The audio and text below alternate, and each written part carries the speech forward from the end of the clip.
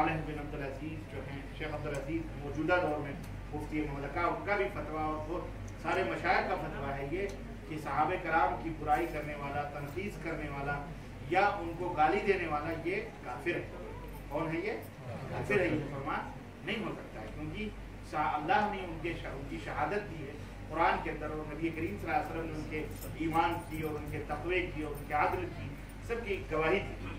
تو معاویہ رضی اللہ تعالی عنہ نے اگر حضرت یزید رحمہ اللہ کو اپنا ولی عہد بنایا، یقیناً وہ جانتے تھے، اور باقاعدہ جمعے کے دن منبر پر خطبہ دیتے ہوئے انہوں نے یہ کہا تھا، دعا دی تھی کہ اللہ اگر میں نے اسے ولی عہدی کسی اپنی نسبت کی وجہ سے، یعنی یہ سوچ کر کے کہ یہ میرا بیٹا ہے، میں نے اگر اسے ولی عہدی سونپی ہے تو اللہ اسے میری آنکھوں کے سامنے ہی موت دے دے، اسے اس درجے تک نہ پہنچنے دے، یعنی خلافت کے اس عہدے تک نہ پہنچنے دے، اسے موت دے دے۔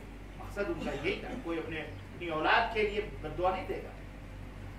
اس طرح سے حضرت امیر معاویہ نے بھی، اور اگر سونپا حضرت یزید کو تو ظاہر ہے کہ یہ کوئی معمولی شخصیت بھی نہیں تھی، جیسا کہ یہ اصل میں کیا ہے، یہ رافضی شیعوں کی ایک سازش ہے نا، ڈائریکٹ نہ صحیح تو انڈائریکٹ کسی کو نشانہ بنانا۔ تو حضرت امیر معاویہ سے دشمنی بغض معاویہ ہے، اور حب علی ایک بہانہ ہے، حضرت علی کی محبت کا ایک بہانہ ہے۔ دراصل حضرت امیر معاویہ کا بغض ان کے سینوں میں ہے، اس وجہ سے یہ لوگ حضرت عثمان غنی کو، حضرت امیر معاویہ کو، سب کو، اور ان کے پورے خاندان کو، بلکہ بنو امیہ ہی کو مکمل طریقے سے برا کہتے ہیں، بھلا تو نہیں کہتے۔ تو اللہ تعالیٰ انہیں ہدایت عطا فرمائے یا انہیں غارت فرمائے، دو میں سے ایک فرمائے۔ بہرحال ہم تو یہی دعا کرتے ہیں۔ تو بالکل رحمہ اللہ کہا جا سکتا ہے۔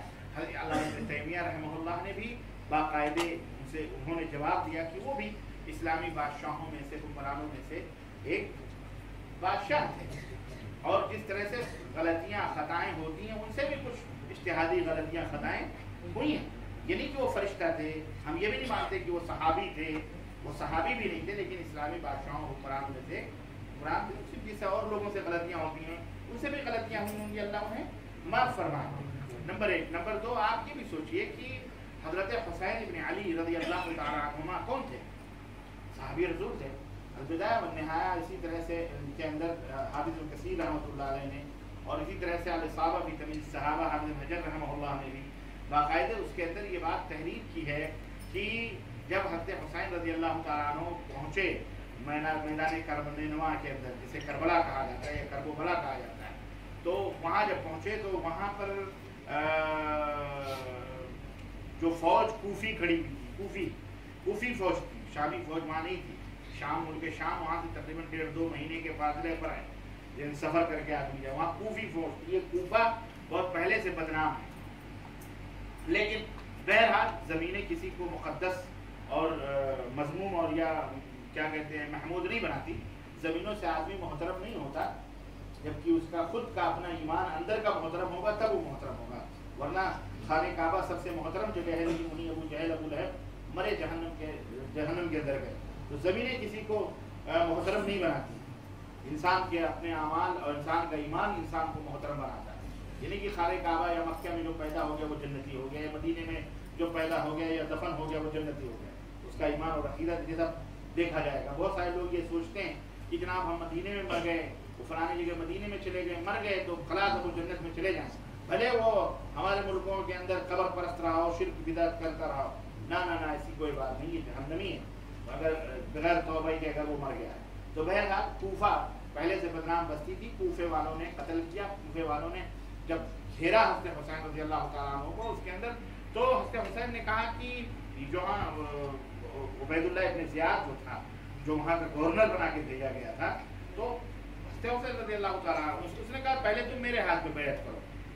تو انہوں نے کہا نہیں، میرے لیے 3 راستے ہیں، میں تینوں میں سے کوئی ایک راستہ مجھے جانے دو، یا تو مجھے اسلامی سلطنت کی جو سرحد ہے وہاں بھیج دو، وہاں میں اللہ کی راہ میں جہاد کر کے شہید ہو جاؤں، یا تو مجھے مدینہ واپس جانے دو جہاں سے میں آیا ہوں، اور یا تو مجھے شام جانے دو، میں یزید کے ہاتھ میں بیعت کروں گا، عبید اللہ ابن زیاد کے ہاتھ میں بیعت۔ یہ دیکھو یہاں خلط ملط تاریخ کا ہمارے یہاں جو اپنے آپ کو یہ سن کے سنی جو بنے نا، سن کے کیا، ہاں، اور ٹناٹر سنی، بالکل یوں سمجھیے کہ بالکل پکا شیطان نے بالکل हक प्रूफ बना दिया इनको।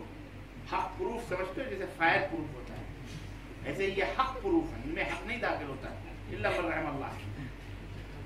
तो ये बड़े ये सुन करके जो शियों की वाहवाही कर रहे हो, शियों के राग में राग गला जोड़ करके करते हैं, अल्लाह इन्हें हिदायत अता फरमाए और इनके आवाम को हिदायत। मौलवी तो खाता है, आवाम बेचारे बेगुनाह, लेकिन ये आवाम भी कम में नहीं, ये भी बड़े किराए के लाला के नारे वरे लगवाते हैं, खूब लगाते हैं। तो ये इनकी सुन करके यजीद के बारे में ऐसी ऐसी घिनौनी तहरीरें हैं अस्तगफिरुल्लाह हमारे मुल्कों के अंदर कि अल-अमा वल हफीज। बहरहाल अल्लाह ताला इन्हें हिदायत अता फरमाए। और यजीद की बुराइयां बयान करते हैं, यजीद ज़ानी था, फासिक था, फाजिर था, शराब पीता था, जुआ खेलता था, यहाँ तक कि अऊज़ु बिल्लाह उम्मुल मोमिन आयशा सिद्दीक़ा को अपनी बीवी बनाना चाहते हैं। लानत हो ऐसे झूठे लोगों की। ये सब इन्हीं राफ़िज़ी शियों की सुनी सुनाई बातें, ये हमारे सुन के जो बेचारे ईमान और अक़ीदा लाए हैं, ईमान लाए सुन्नी। तो ये भी वही अलाक़ते मिंबर और महराब से। अब देखिए मुहर्रम का महीना आ रहा है, 10 दिन के लिए बाकायदे 2 लाख 3 लाख 4 लाख हर रात के बुक हो जाते हैं। हाँ बुक हैं, चिल्लाएंगे और वो सेठ जाहिल वो बैठ करके उनको चंदे देगा, पैसे देगा, सब कुछ देगा। तो अल्लाह ताला इन्हें हिदायत अता फरमाए। शियों की ये कहानियाँ राफ़िज़ियों की इतनी कही गई कि खुद लिखने वाले को भी शुबह होने लगा कि ये सच मैं कह रहा हूँ, ये बस यकीन हो गया, शुबह नहीं कि मैं सच ही कह रहा हूँ। तो ये सब चीज़ें बकवास हैं। यजीद को यजीद रहमहुल्लाह बेशक कहना चाहिए। आज के लल्लू पंचू जुम्मन शुबराती लोग रहमहुल्लाह बने फिर रहे हैं। तो वो था जिसके हाथों पे तकरीबन 300 सहाबा ने बैत की थी। वो ऐसी शख्सियत का मालिक था कि हज़रत अबू अय्यूब अंसारी मेज़बान रसूल, मेज़बान अव्वल मदीना के अंदर पहले मेज़बान हज़रत अबू अय्यूब अंसारी रज़ियल्लाहु ताला अन्हु, जो तुर्किया के कुस्तुनतुनिया के जो है बुनियाद दीवार, किले की दीवार के बुनियाद में जो दफन हुए बीमार थे, उन्होंने बैत की थी और कहा था मेरी नमाज जनाजा अगर कोई पढ़ाएगा तो वो यजीद इब्न मुआविया पढ़ाएगा। कोई ये सहाबी रसूल, ये जलील इब्न जलील, उनको इस तरह से गालियां बकते हैं और इनको ये कहाँ थुड़ दिले। इनके मुल्ला ने मुल्वी रहमहुल्लाह और यजीद इब्न मुआविया हज़रत मुआविया के साहबजादे कातिब रसूल और मुआविया रज़ियल्लाहु ताला अन्हु जो पूरे क़यामत तक आने वाले मोमिनों के मामू हैं। कौन है? मामू हैं हमारे। हाँ, उनके बारे में इस तरह की जुबान तान अल्लाह इनकी जुबानों के अंदर कीड़े डाले, अल्लाह ताला इन्हें कहर नाज़िल फरमाए इसी जुबान। दूसरा सवाल किसी ने कहा है, कौन सी? मैंने बताया अल-बिदाया व निहाया, इसी तरह से अली किताब उर्दू में हो सकता, मुझे नहीं मालूम। अल-बिदाया व निहाया ये माजी के हवाले हैं हमारे हाफिज़ इब्न कसीर रहमतुल्लाह अलैह इनकी। और इसी तरह से आपको अल्लाहुम्मा सल्ली अला मुहम्मद आपको मिलेगी हाफिज़ इब्न हजर रहमतुल्लाह अलैह की किताब अल-इसाबा फी तमीज़ सहाबा। ये भी अरबी में शेख के पास होगी, शेख अब्दुर्रहमान आरिफ हफिज़हुल्लाह के पास। ये गुजरात में कुछ उलमा निकले हैं, वो कहते हैं कि जो रहमतुल्लाह कहते हैं या चुप रहते हैं वो नासिबी है। तो इस बारे में क्या हुआ? उन्हें वो कुछ गलत फहमियों के वो भी शिकार हैं, अल्लाह उन्हें हिदायत दे। कोई दलील वलील नहीं है, सब दलील जिल्लत वाली बात है, इधर उधर की कोई दलील नहीं। किसको रहमहुल्लाह है? मोमिन नहीं था या तो आप काफिर हैं। आप काफिर के ऊपर रहमहुल्लाह नहीं कहना चाहिए, लेकिन मोमिन मुसलमान है उसके ऊपर बेशक रहमहुल्लाह कहना। इससे कौन मना करेगा? वो उसके माँ बाप फासिक और फाजिर हैं, वो ज़लील है। वो अपने हसब नसब को देखे, दूसरों के हसब नसब को कहाँ जानता है?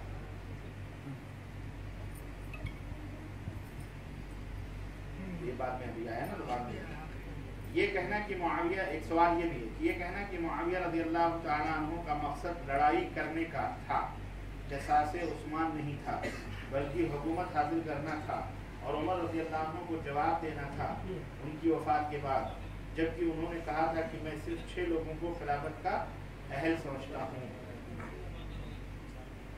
مقصد یعنی یہ کیا ہے اس کا یہ مقصد؟ کہنا کیسا ہے؟ یہ کہنا یہ میرا خیال ہے یہ کہنا یہ چاہتے ہیں کہ جو حضرت علی رضی اللہ تعالیٰ عنہ سے اور حضرت امیر معاویہ کے درمیان جو لڑائی ہوئی تھی ہاں وہ اس کا مقصد قصاص عثمان یعنی عثمان غنی کو جن لوگوں نے قتل کیا تھا ان کا قصاص نہیں تھا بلکہ حکومت حاصل کرنا تھا. گرو رہ گئی چیلا شکر ہو گئے. 1400 برس کے بعد ان کو پتہ چل رہا ہے سوال کرنے والے کو حضرت کو کہ جناب علی وہ کیا کہتے ہیں ان کا مقصد یہ تھا. اعلیٰ حضرت آپ کو کیسے معلوم ہوا کہ ان کا مقصد حکومت حاصل کرنا؟ ہمیں ہمارے اہل السنہ والجماعہ کے مورخین نے تاریخ دانوں نے تو ہمیں یہی بتایا کہ عثمان غنی رضی اللہ تعالیٰ عنہ کا قصاص مقصود تھا اور حضرت امیر معاویہ رضی اللہ تعالیٰ عنہ نے باقاعدہ یہ کہا تھا کہ حضرت علی سے کہ اگر آپ انہیں قتل نہیں کر سکتے تو انہیں ہمارے حوالے کیجیے, ہم انہیں عثمان غنی کے بدلے انہیں قتل کریں گے.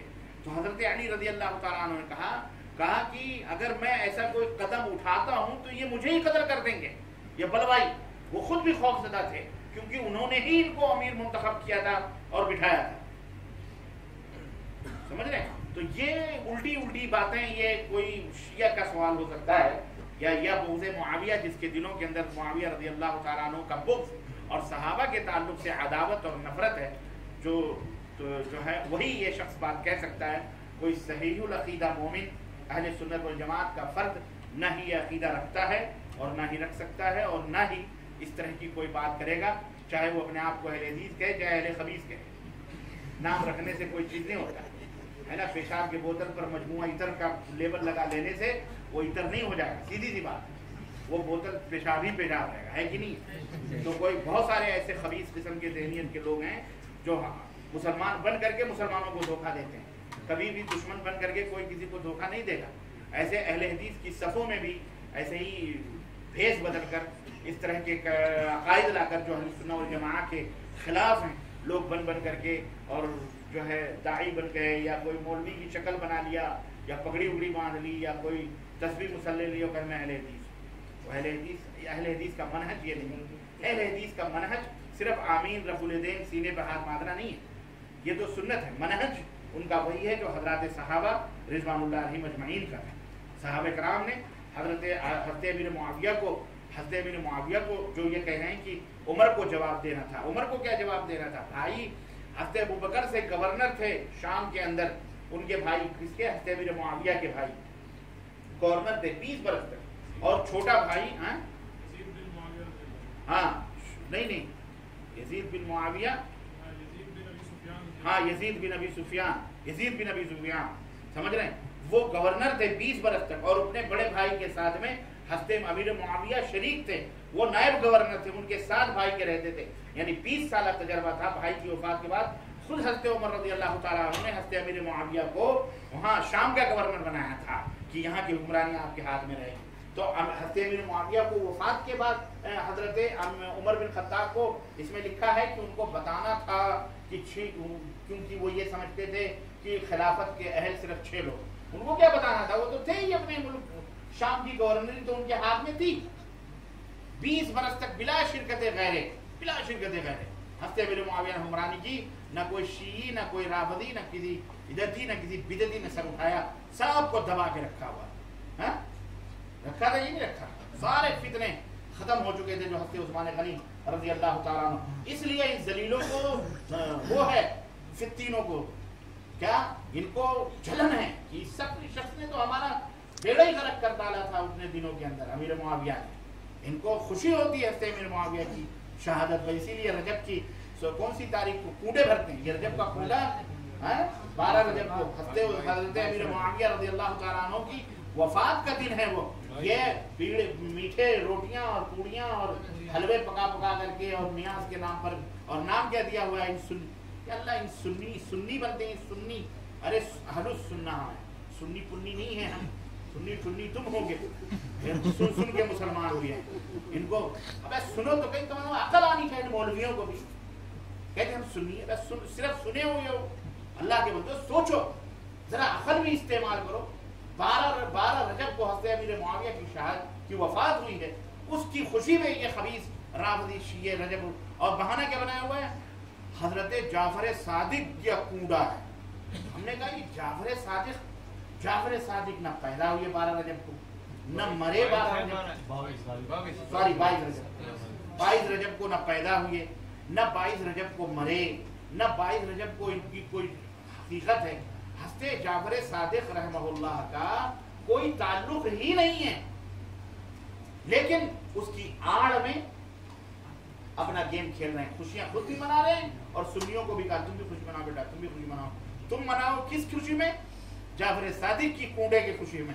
اور اس کے لیے لکڑہارے کی کہانی بنائے کہ لکڑہارا تھا، ویسا ایسا تھا، ویسا ایسا. وہ معلوم ہے آپ کو، قصہ بیان کرنے کی ضرورت نہیں ہے کہ جو جعفر صادق کا کونڈا بھرے گا اس کی ہر مراد پوری ہوگی بلڈنگ میں. ہم نے کہا جوتے کھا رہے ہو اپنے اپنے ملکوں میں، فقیر کے تو فقیر ہو. آج تک تو تمہیں نہ بلڈنگ نصیب ہوئی، نہ کچھ نصیب ہوا، جہاں رہتے ہو ویسے ہی رہ رہے ہو. کون سی عزت و آبرو تم کو ملی؟ ابے اللہ کی پوجا کرتے، اللہ کی عبادت کرتے، اللہ سے روتے تو اللہ تعالیٰ تمہیں عطا بھی فرماتا. لیکن انہیں کیا ہے یہ تو دل جلتا ہے. بہرحال اللہ انہیں ہدایت عطا فرمائے، انہیں عقل سلیم بھی عطا فرمائے بیچاروں کو. یہ مظلوم ہے، مظلوم بھائی مظلوم کیا ہے؟ یوں سمجھیے کہ عقل سے مظلوم ہے یتیم.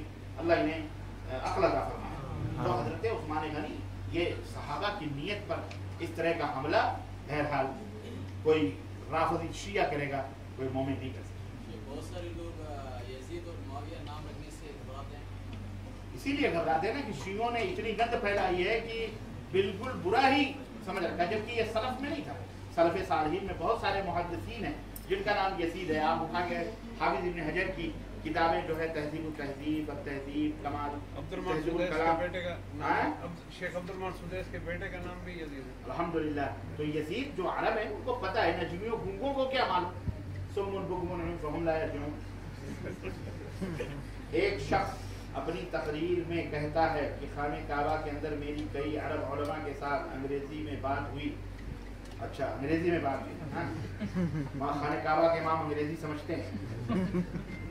یہ واقعہ بیان کرتے ہوئے کہتا ہے کہ میں نے ان سے کہا کہ تم یزیدی پارٹی اور یزیدی حکومت کو سپورٹ کر رہے ہو، ان سے پیسے لے کر غلط باتیں لوگوں کو بتاتے ہو. میں نے ان سے کہا اپنی تقریر میں کہ خانہ کعبہ کے اندر میری کئی عرب علماء کے ساتھ انگریزی میں بات ہوئی. یہ واقعہ بیان کرتے ہوئے کہتا ہے کہ میں نے ان سے کہا تم یزیدی پارٹی اور یزیدی حکومت کو سپورٹ کرتے ہو، ان سے پیسے لے کر غلط باتیں لوگوں کو بتلاتے ہو. یہ عرب علماء سے عربی میں بات کر کے اس نے یہ بات کی، تو عرب علماء کو کون سی یزیدی پارٹی اور کون سی یزیدی حکومت ہے نا؟ ہاں، اور اگر یزیدی حکومت ہے تو یہ جس حکومت میں رہتا ہے اس سے تو کہیں زیادہ بہتر ہے.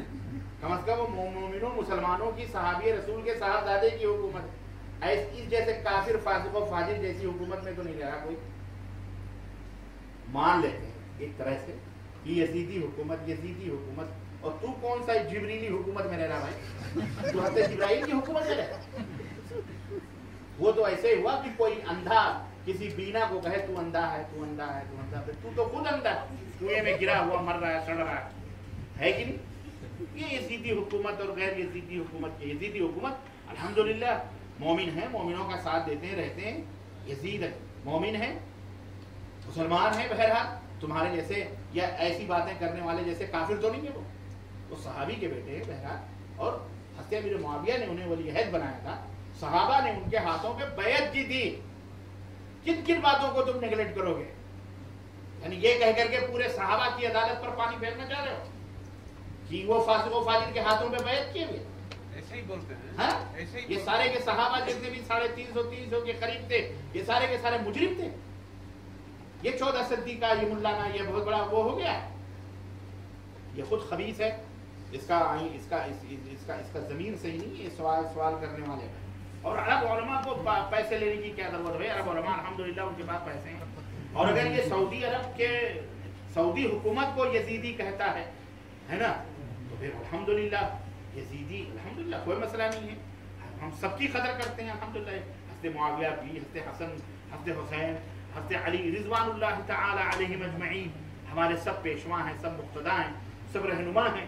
سب نبی، کوئی نبی کا نواسا ہے، کوئی نبی کا داماد ہے، کوئی نبی کا سمجھی ہے، کوئی نبی کا سسر ہے، کوئی نہیں. سب ایک ہی دوسرے سے ملے جلے ہیں.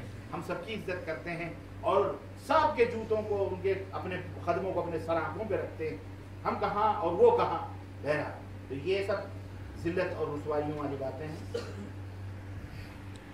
کیا ایسے لوگوں کو ناصبی کہنا درست ہے جو یزید کے خلاف نہیں بولتے جبکہ حسین کی گستاخی بھی نہیں کرتے بلکہ ان سے محبت اپنے ایمان کا حصہ سمجھتے؟ بے شک ناصبی کہنا درست۔ ناصبی اصل میں غلو کرنے والے جو تھے، ہے نا، ایک طرف ان کے یہاں بھی وہ تھا، غلو تھا، تو اتنا بھی غلو نہیں کرنا چاہیے جیسا کہ ناصبی کرتے ہیں۔ ناصبی نہیں، اگر علی سے محبت کرنا ناصبیت ہے تو حضرت امام شافعی نے کہا میں ناصبی ہوں، سمجھ رہے؟ تو یہ سب نام وغیرہ رکھنے کی ضرورت نہیں۔ ہم اہل السنہ والجماعہ ہیں، الحمدللہ ہم اہل السنہ والجماعہ ہیں، ہم گستاخی نہیں کرتے، چاہے حضرت حسین ہو، چاہے میرے معاویہ ہو، چاہے یزید ہو، چاہے کوئی بھی ہو صاحب۔ اسلام مومن جب تک کفر ثابت نہ ہو تب تک ہم انہیں صحابی، تابعی، تابعی سب مانتے ہیں۔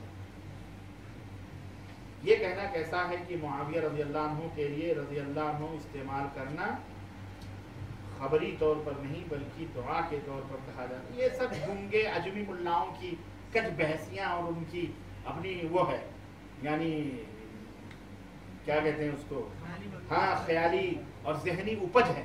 یہ گونگے بہرے سمن حکمن عجمی گونگے، خبری نہیں انشائی ہے۔ تم نے کھود کے دیکھا ہے کہ ابو بکر رضی اللہ عنہ کے ساتھ رضی اللہ تعالی عنہ لگے تو فلاں ہے، اور وہی چیز حضرت امیر معاویہ کے ساتھ لگے تو فلاں ہے۔ وہ تو ویسے کسی شاعر نے کہا تھا کہ تمہاری آنکھ میں پہنچی تو حسن کہلائی، تمہاری آنکھ میں پہنچی تو حسن کہلائی، وہ تیرگی جو میرے نامہ سیاہ میں تھی، یعنی وہی تاریکی میرے پاس تھی تو وہ میرا بدعملی تھی میری، اور آپ کی آنکھوں میں پہنچی تو حسن کہلائی۔ وہی بات ہے، وہی بڑے کے بیٹے نے ریا خارج کر دیا تو صاحبزادے نے تر چھڑکا، اور کسی غریب کے بچے نے ریا خارج انہیں یہ کیا پوری پتا بدبودار بنا۔ دو نظریے، یہ سب خباستیں، یہ خباست ذہنی اور خباست فکری کی سب سے بڑی دلیل ہے۔ یہ سلف کا منہج نہیں رہا ہے اور نہ ہی ہے۔ اللہ ہمیں ایسے منہج کے لوگوں سے محفوظ رکھے۔ اس میں ایک اور سوال ہے، اور یہ کہنا کہ پہلے ہم یہ فیصلہ کریں کہ ہم علی کے ماننے والے ہیں یا معاویہ کے۔ واہ اللہ کے بندے، ہم دونوں کو ماننے والے ہیں الحمدللہ۔ سارے صحابہ ہمارے پیشوا، رہنما، مقتدیٰ ہیں الحمدللہ۔ ہم سب سے محبت کرتے ہیں، اللہ کا شکر ہے۔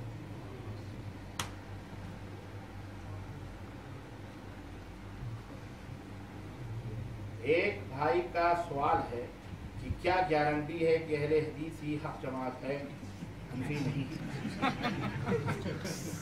واللہ گارنٹی تو اللہ اس کے رسول ہی دیں گے۔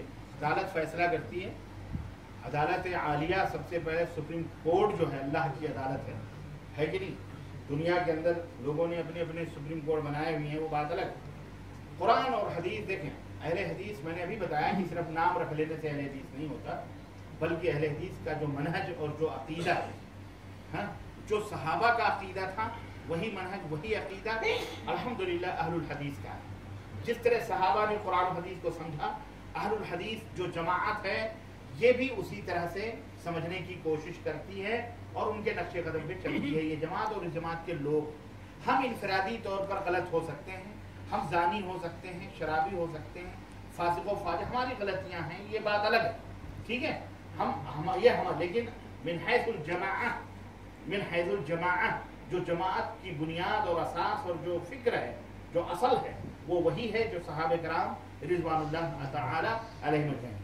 ہم اسی لیے کہتے ہیں حق جماعت کی پہچان میں سے ایک پہچان یہ بھی ہے کہ وہ صحابہ کرام کے فہم اور ان کے نقش قدم پر چلنے کی دعوت دیتی ہو، اور وہ یہ بھی کہے کہ ہمارے اندر کوئی ایسی خطا، کوئی ایسی غلطی عقیدے کی، عمل کی بتا دو شریعت کے اس میں نا، جو شریعت کے ہیں، جو قرآن و سنت کے خلاف ہیں، اور ہم اس کے اوپر خواہ مطلب یہ ہے کہ ہٹ دھرمی کریں، بتا دو قرآن و سنت کے خلاف ہیں، انشاءاللہ ہم پہلے اسے تسلیم کریں گے، سورج بعد میں ڈوبے گا انشاءاللہ،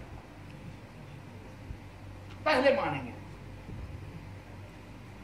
یہ حوصلہ اور یہ جگر دنیا میں کسی جماعت کے پاس موجود نہیں۔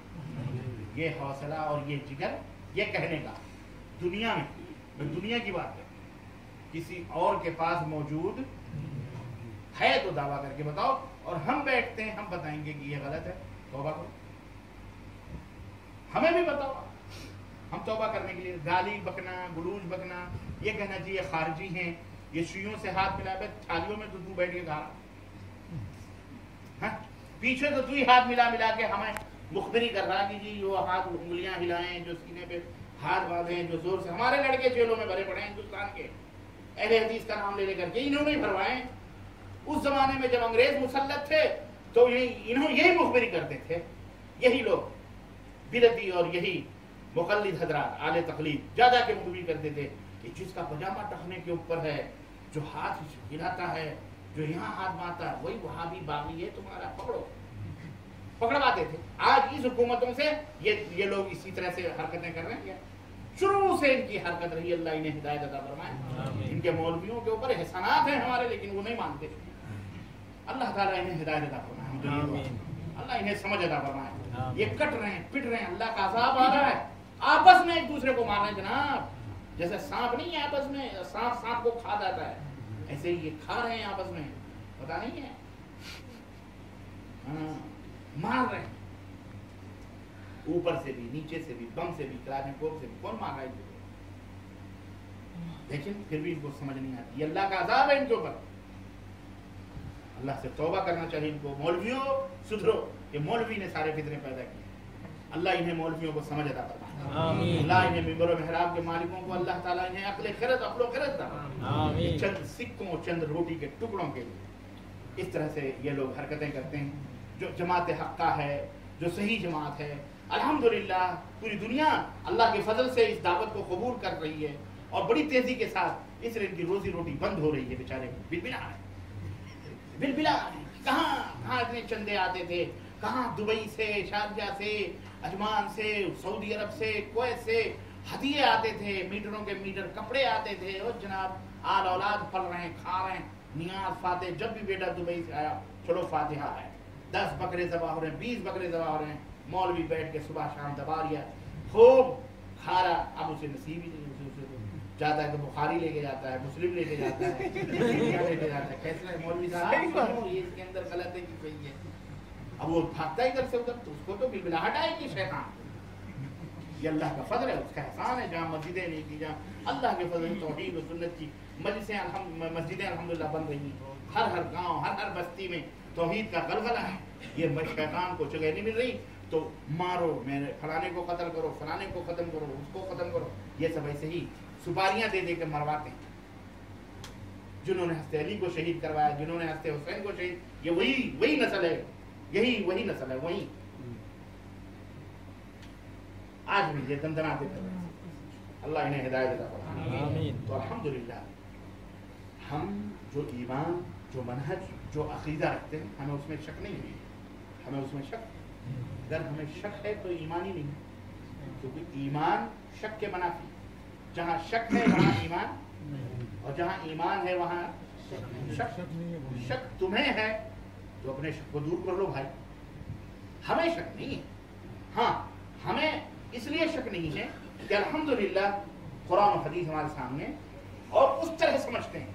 हमें ये ताने न दिया जाए कि ये अपनी अपनी मर्जी से कुरान और हदीस समझे। लानत हो ऐसे शख्स पर यार, लानतुल्लाहि अलल काज़िबीन, झूठों पर अल्लाह की लानत हो। हम अपनी मर्जी से कुरान और हदीस, अस्तगफिरुल्लाह, अगर अपनी मर्जी समझते तो कोई शराब हराम करता है, कोई हराम, और पता चल जाता है हमारी जमात में भी अगर कोई अपनी मनमानी करता है ना, पता चल जाता है कि अपनी मर्जी से मानता है, क्योंकि ये खिलाफ जा रहा है ना। ये अपनी अकल और खरत, जैसे बहुत सारे मुल्ले हैं, मौलवी अहले हदीस में आपको कहते हैं, लेकिन वो निकल गए, पता चल जाता है। तो भाइयों, अहलुल हदीस का मनहज ये है कि कुरान और हदीस को उस तरह से समझना जिस तरह सहाबा, ताबईन, सब सलफ ने समझा। समझ रहे? अपने मिजाज, अपनी तबीयत नहीं, जहाँ चाहा उनकी तरह हलाल कर लिया, जहाँ चाहा उनकी तरह हराम कर लिया। बा मुसलमान अल्लाह अल्लाह, बा ब्रह्मन राम राम। ब्राह्मणों के साथ बैठा तो तू, और अल्लाह के साथ रहा तो अल्लाह अल्लाह। ऐसा नहीं, ऐसा उनके मजहबों, उनके मौलवियों, उनके बुजुर्गों में था। ठीक है, خوارج کون ہے؟ کچھ لوگ اہل حدیث کو خوارج سمجھتے ہیں یہ خود اپنے ایمان کی خیر بنائیں، یہی خارج ہو جاتا ہے. ہم خوارج نہیں ہیں بھائی، اعوذ باللہ استغفر اللہ. خوارج جو لوگ سمجھتے ہیں وہ شاید خوارج کا معنی اور مفہوم الٹا سمجھتے ہیں. الٹا ہم قرآن و سنت کے ماننے والے ہیں. خوارج ہم ایک دفعہ نہیں 1000 دفعہ یہ کہتے ہیں کہ برات کا اظہار کرتے ہیں، ہمارا خوارج سے کوئی تعلق نہیں ہے. آپ کو خوارج کا ڈیفینیشن معلوم ہونا چاہیے، اس کی تعریف معلوم ہونی چاہیے کہ اللہ کے رسول صلی اللہ علیہ وسلم نے فرمایا ہے لئن وجدتہم لقتلتہم قتل عاد، اگر ہم انہیں پائیں تو ایسے انہیں قتل کریں کہ جیسے قوم عاد کو قتل کیا گیا تھا. اسی طرح اللہ کے رسول صلی اللہ علیہ وسلم نے فرمایا کہ یقرؤون القرآن لا، یہ قرآن پڑھیں گے لیکن ان کے حلق کے نیچے یہ قرآن نہیں اترے گا. تحقرون صلاتکم عند صلاتہم، اپنی نمازوں کو ان کے مقابلے میں تم کیا سمجھو گے؟ ہاں یہ تمہاری نمازوں کو اپنے مقابلے میں کیا سمجھیں گے؟ ہاں حقیر سمجھیں گے. اتنا سینت کے سنوار کے. آج دیکھیے آپ بغیر ٹوپی نماز پڑھ رہے ہیں، وہ تو پورا سرما ورما لگا کے امامے باندھ کے داڑھیوں کو ماشاءاللہ وہ اعوذ باللہ قطر پتر کے خوب ڈیکوریشن کر کے نماز پڑھانے آتا ہے. ہمارا مولوی ویسے ہی کھڑا ہو جاتا ہے کہ نہیں، بیٹو یہ ٹوپی لگا دیا پڑھ لیا تو لگتا نہیں بھائی سب سے بڑا امام تو یہی ہے. یہ اصل میں خوارج وہی ہیں. خارجی ہم اعوذ باللہ استغفر اللہ ہم لوگ نہیں. ایک نے سوال کیا اس میں کہ حضور صلی اللہ علیہ وسلم کا روضہ تک مبارک کیوں چھوڑا گیا ہے؟ روضہ مبارک کیوں چھوڑا گیا مطلب سب قبریں شہید ہوئی تھی صحابہ. گنبد خضرا کے بارے میں آپ اگر سمجھ گئے ہیں کہ یہ حرام ہے تو الحمدللہ آپ سمجھائیے لوگوں کو. انشاءاللہ دھیرے دھیرے دھیرے لوگوں کی سمجھ آئے گی، فتنہ ختم ہو جائے گا انشاءاللہ. نہیں وہ شاید وہ یہ بیان کرنا چاہ رہا ہے کہ باقی کسی جگہ پہ گنبد نہیں بنا سکتے قبر کے اوپر، لیکن نبی صلی اللہ علیہ وسلم کی قبر مبارک میں گنبد کیوں ہے؟ ہاں وہی میں کہہ رہا ہوں کہ گنبد نبی صلی اللہ علیہ وسلم کے زمانے سے نہیں، یہ نبی صلی اللہ علیہ وسلم کے بعد یہ گنبد ہے نا ترکیہ حکومت نے اس کو تعمیر کروایا. خود نبی کریم صلی اللہ علیہ وسلم نے اونچی قبریں گنبدیں ان تمام سب چیزوں سے منع فرمایا. لا تدع قبرا مشرفا الا سویتہ. صحیح مسلم کی روایت اللہ علی رضی اللہ تعالیٰ عنہ سے حدیث کراوی کہ اللہ کے رسول صلی اللہ علیہ وسلم نے فرمایا کوئی بھی اونچی قبر دیکھو اس کو مٹا دو، گرا دو، اس کو برابر پست کر دو. یعنی اور پھر اسی طرح دوسری حدیث میں اللہ کے نبی نے فرمایا کہ اپنی قبروں کو ایک بالش بناؤ، ایک بالش سے اونچی ہو تو اس کو برابر کر دو، یعنی ایک بالش ڈیپ رکھو. تو روضہ مبارک جو آج ہمارے جو گنبد ہے اس گنبد قبے کی کوئی حیثیت ویثیت نہیں ہے. یہ سب عجمی گونگوں نے سب اپنا اپنا کر کے اس کی بہت بڑی وہ عظمت اور یہ اور وہ فنا ڈھکا بنا دیا. اللہ کے نبی نے عبیر حمزہ جو سب سے عزیز چچا تھے ان کا گنبد نہیں بنوایا. خضر الکبریٰ اللہ کے رسول صلی اللہ علیہ وسلم کے زمانے میں تقریباً 1-2 کے علاوہ سارے نبی صلی اللہ علیہ وسلم کے زمانے میں وفات پا گئے، لیکن اللہ کے رسول صلی اللہ علیہ وسلم نے کسی کے اوپر گنبد وغیرہ نہ ان کی قبروں کو پختہ وغیرہ نہیں بنوایا. چاہتے صحابہ کرام تو ہزاروں گنبدیں بنوا دیتے ہیں، لیکن یہ سب یہ بدعتی اور شرک مشرکانہ عقیدے اور ذہنیت رکھنے والوں کی یہی شناخت اور پہچان ہے. وہ گنبدوں کے پیچھے پڑے رہتے ہیں.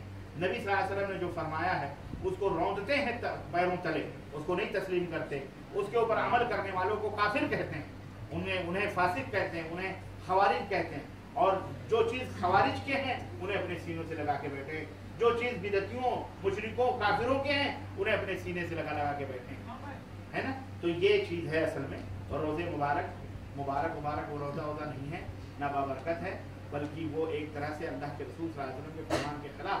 لیکن اب فتنے کا خدشہ ہے، ڈر ہے. اب اس موضوع کو بھی لے کر کے بہت سارے بدعتیوں نے بھی کلپ میں ہمیں کہ دیکھو معراج ربانی کس طرح گستاخی کر رہا ہے روزے رسول کے خلاف. کلپوں میں سنتا ہوں، میں دیکھا ہے، میں جانتا ہوں کہ یہ شرارتیں کیا ہیں. یہ روزی روٹی بچانے کے لیے عوام کو الو بنا رہا ہے، کو پتا ہے. اب خود نہیں جواب دے پاتے تو یہ چھوٹے چھوٹے بچوں کو استعمال کرتے ہیں.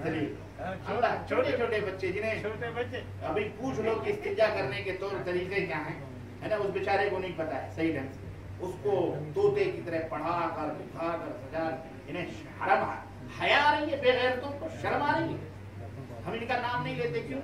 یہ چاہتے ہیں کہ اس طرح سے لپٹ کر مشہور ہو جائیں، ان کی بات سنیں. لیکن انشاءاللہ تعالی ہم تمہیں قیامت تک تمہارا نام نہیں لیں گے انشاءاللہ.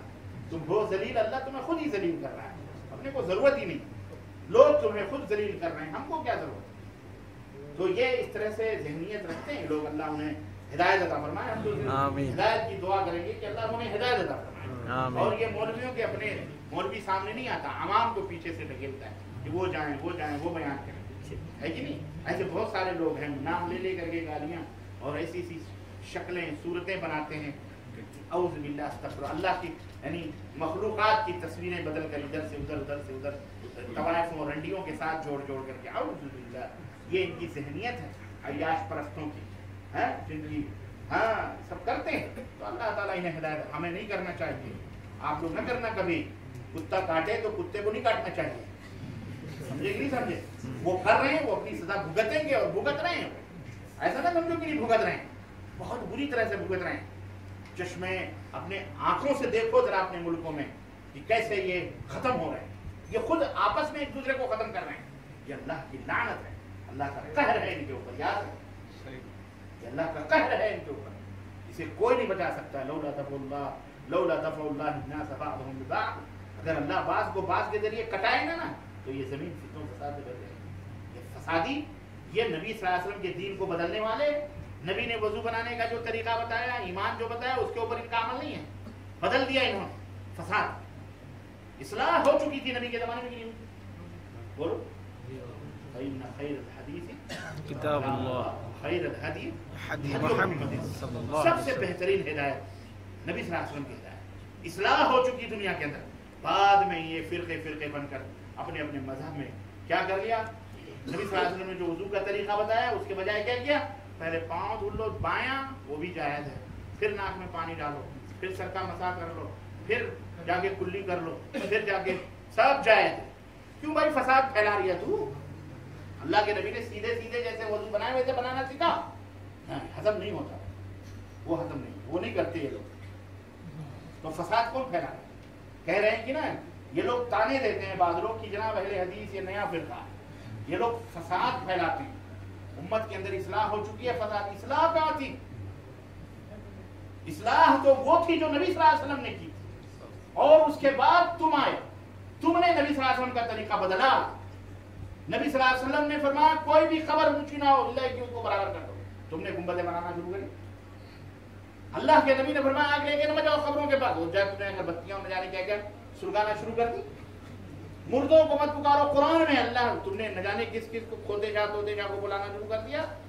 کوئی فلاں یا رفاعی یا فلانی یا فلانی یا مصری یا افریقی پکار رہا کس کو ہے؟ جو قرآن و سنت کے اندر جو عقائد تھے تم نے بدلے ہمارے ملکوں کے اندر، نہ جانے کہاں سے لا کر کے اسے زبان دیا. تو فساد تو تم نے پھیلایا. نبی صلی اللہ، اور ہم اسی نبی صلی اللہ علیہ وسلم کی باتوں سے اصلاح کر رہے ہیں. ہمیں تم فسادی کہتے ہو. نبی کی باتیں فسادی ہیں، نبی کے ماننے والوں کی فسادی ہیں. تمہاری جو ہے بڑی حق ہے تو دلیل دو. تو کہتے ہیں جو دلیل مانگے وہ ذلیل ہے. اور سب سے پہلے دلیل مانگنے والا ابلیس تھا.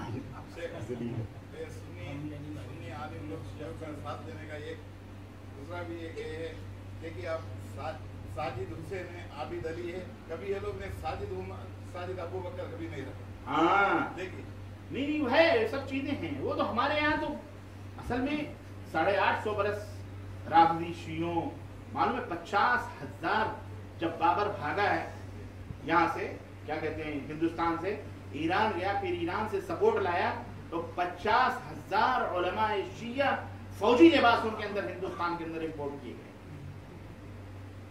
ان کا کام یہ تھا، ادھر سے رافضی، ادھر سے نصارہ، کرسچن، برطانیہ، یہ دباؤ میں تھا پورا. اپنے کرسچنوں کو عیسائی مشنری کو لا کے ڈال دیا، اور ادھر سے ایران نے لا کے ڈال دیا، اور ڈال کر کے اب یہ ایران یمن کے اندر تو یہی ہوا. یمن کے اندر یہی ہوا کہ یہ کیا کہتے ہیں روزی روٹی کے نام پر یمنیوں کو بلا کر وہاں ٹرینڈ کرتا، فوجی ٹریننگ دے کر کے بھیجتا. وہ چاہتا تھا ایران کے اوپر قبضہ کر لے، جیسے اس نے عراق کو قبضوایا امریکہ کا وہ کر کے، ایسے ہی شام کو بھی لیا، پھر ادھر لبنان کے اندر تینوں طرف سے، اور چوتھی طرف سے یمن تھا، چاروں طرف سے سعودی عرب کو حرب کرنا ہے اس کا مقصد ہے. لیکن اللہ رب العزت کا فضل ہے اور اس کا احسان ہے جس نے اللہ کے بندوں سے اور اپنے نیک اور اچھے بندوں سے، ملک فہد رحمہ اللہ سے عراق کو چھڑوایا، मलिक फहद रहमतुल्लाह के जरिए इसको काशिफ जो था इसको कटवाया पिटवाया जो था, जिसने अमेरिका के कहने पर कुवैत को हड़प करने की कोशिश की, वो फतेह हुआ। मलिक अब्दुल्ला रहमतुल्लाह के जरिए बहरैन को के शियों को साफ करवाया, अल्हम्दुलिल्लाह, है ना। मलिक सलमान आए तो अल्हम्दुलिल्लाह यमन को अल्हम्दुलिल्लाह आज़ाद करवाया। तीनों भाइयों ने तीन बड़े अजीम कारनामे किए हैं। अल्लाह ताला इन्हें जज़ाए खैर अता फरमाए और अल्लाह इनके ताकत और क़ुव्वत अता फरमाए और हर टेढ़ी नज़र इनकी तरफ उठने वालों को अल्लाह हिला को बर्बाद फरमाए। अल्लाह ताला उनके मकर और कैद को और खादिम उन्हीं के अंदर अल्लाह तबारक ताला लौटा दे और खादिमुल हरमैन शरीफैन को इज्जत व आबरू और जो भी उसके मुआविनीन मददगार और जो लोग भी अल्लाह उन सबको जज़ाए खैर अता फरमाए। समझ रहे हैं? तो ये रोज़ा पाक रोज़ा मुबारक नहीं है, माफ़ करना, ये सब लफ्जी बाजीगरियां हैं, इसकी कोई हकीकत कुरान और हदीस में।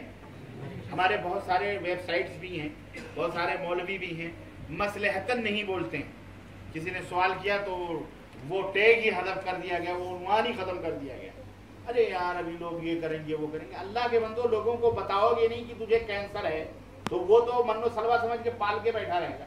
गरीब तो तुम उसके दोस्त हुए या दुश्मन? एक आदमी गुमराह हो रहा है, उसे मक्के के तरफ जाना है और वो जा रहा है अमेरिका की तरफ, तो उसे मक्के का रास्ता बताओगे। जब तो मक्का पहुंचेगा अब तुम कहो नहीं, नाराज हो जाएगा, गुस्सा हो जाएगा, वो बेचारा ऐसा हो जाएगा तो उसका दिल टूट जाएगा। दिल टूट जाएगा तो उसकी जिंदगी तो बर्बाद हो रही है, उसकी मेहनत बर्बाद हो रही है। इसलिए खुला बताओ ये कैंसर है, ये फोड़ा है, ये बीमारी है, ये कुफ्र है, ये शिर्क है, ये हराम है, तब उम्मत को पता चलेगा। उसके लिए तुम्हें अपनी जान भी देनी पड़े, उसकी परवाह करने की जरूरत नहीं। एक जान दे करके अगर लोगों की को हिदायत मिल जाए तो तुम्हें वो याद नहीं आया कौन सूरे उसके अंदर जिस बच्चे ने सूरह बुरूज के अंदर जिस बच्चे ने सबको जमा करके कहा बिस्मिल्लाह कह के मुझे मारोगे, अल्लाह के नाम पे मारोगे, तब है मारा गया मरा। अल्लाह ताला ने कितने लोगों को, पूरी बस्ती को हिदायत। ये दिल रखो ना, अगर मौलवी हो, अगर आलिम हो, ये क्यों मसलहत के गुलाम बन करके इन बेचारे को जहन्नम में जाते हुए देखते हुए तकलीफ होती है। ये जहन्नम में जाएंगे, शिर्क के ऊपर मर रहे हैं। इन्हें नहीं बताओगे तो बेचारे कैसे समझेंगे? नहीं बताओगे तो कैसे समझेंगे? खुल के बताओ। अगर तुम डॉक्टर हो, तबीब हो, तो मरीज को खुल के बताओ ये मर्द तुम्हें ये तबाह करेगा, ये इस मर्द से ये है, इस मर्द से ये है, तौबा करो। और कुरान हदीस भी उसकी दवा है, खुल कर बताओ, बात खत्म। हमारा काम पहुंचाना है, जबरदस्ती नहीं करना है। हिदायत अल्लाह का काम। अल्लाह हम सबको सिरात मुस्तकीम पे चले। किसी बिदती के पीछे नमाज जायज नहीं है।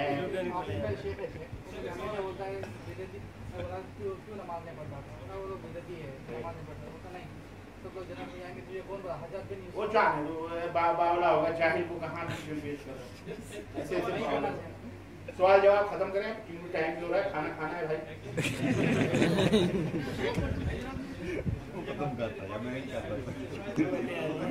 एक सेकंड भाई कुछ सवाल करें।